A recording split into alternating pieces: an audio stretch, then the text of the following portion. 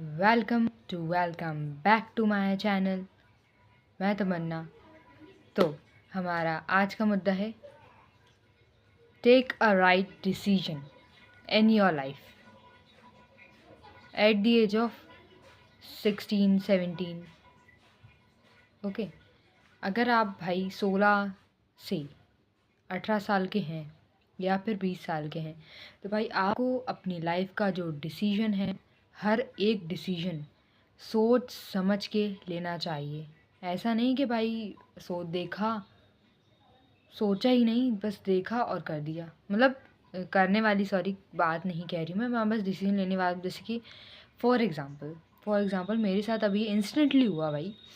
आज ही कि मैंने एक कॉलेज देखा, मतलब कॉलेज विज़िट कर, मतलब फ़ोन पे मैं विज़िट करी थी कि भाई ऐसा कौन सा अच्छा है, मुझे कौन सा लेना चाहिए 12th के बाद, ऐसा वैसा करके। तो भाई मुझे एक कॉलेज बिल्कुल पसंद आ गया, ठीक है, मतलब वो बिल्कुल जम गया था, है ना। उसके बाद ही सब कुछ देख लिया, वहाँ पे पढ़ाई भी एक नंबर, सब कुछ बढ़िया था। फ़ीस भी इतनी थी कि भाई जैसे तैसे करके हो जाएगी, है ना। पर फिर भी एक ज़्यादा तो थी भाई फ़ीस, है ना। ठीक है, चलो वो भी अगर अपन ने हटा दिया तो भी भाई मैं किस उससे वहाँ पे पढ़ाई करने जा सकती हूँ। मतलब मैं वो मेरी थिंकिंग क्या भाई, आप खुद देख रहे होगे, अगर आपको पता होगा, आपको थोड़ी बहुत भी नॉलेज होगी। एजुकेशन सिस्टम और हमारे आज के टाइम का जो को ऑनलाइन कोर्सेज़ हैं, फॉर एग्ज़ाम्पल वीई, मतलब video editing, AI automation, content creation, ये एक साइड, और हमारा एजुकेशन सिस्टम इंडिया का एक साइड। एजुकेशन सिस्टम में जो भी जाता है वो खाली हाथ ही लौट कर आता है ना।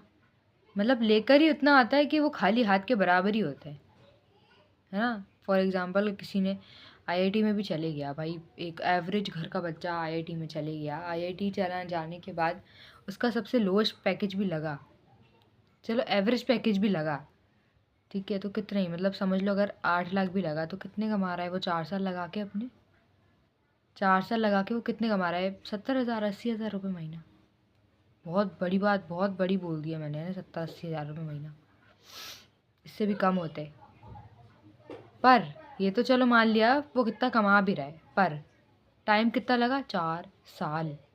पर वहीं अगर आप 4 साल कंटेंट क्रिएशन, वीडियो एडिटिंग या फिर कोई ऑनलाइन कोर्सेज में देते हो तो आपको 1 साल में इंस्टेंट रिजल्ट मिलेगा, इतना ही जितना आपको 4 साल में मिल रहा है, अगर आपने शिद्दत से काम किया तो आपको क्या लगता है, क्या कहाँ जाना चाहिए? ऑब्वियसली साफ साफ नज़र आ रहा है। अगर तुम उसको नज़रअंदाज कर रहे हो तो बहुत बड़ी गलती कर रहे हो। मैंने भी ऐसा सोचा था, पर मैं नहीं अब ऐसी गलती कर रही हूँ। अरे समझ में बात। तो भाई मेरा ये कहना है कि तुम जो भी डिसीज़न ले रहे हो ना अपनी लाइफ में, बहुत सोच समझ के लो, बहुत ही ज़्यादा सोच समझ के। किसी को देखकर तो बिल्कुल तुम्हें डिसीज़न लेना ही नहीं है, किसी को भी देखकर, चाहे वो तुम्हारा दोस्त हो, तुम्हारा भाई हो, तुम्हारा बहन हो, तुम्हारा कुछ भी हो ना, घर वालों के किसी के उससे नहीं लेना है तुम्हें बस खुद को मालूम है कि तुम्हारे लिए क्या सही है और क्या गलत है। समझ में आ रही है बात, कि तुम्हें आगे जाके ये ना सोचना पड़े कि यार मैंने ये क्यों लिया, इससे अच्छा तो मैं यही कर लेता, इससे अच्छा तो मैं यही कर लेती, इससे अच्छा तो मैं वो ही कर लेती, है ना।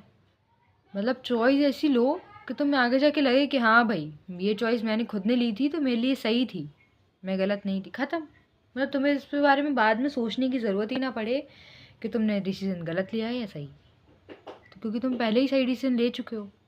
आ रही है बात समझ में? तो बस मैं इतना ही कहना चाहूँगी कि जो भी डिसीज़न लो अपनी लाइफ में सोच समझ के लो।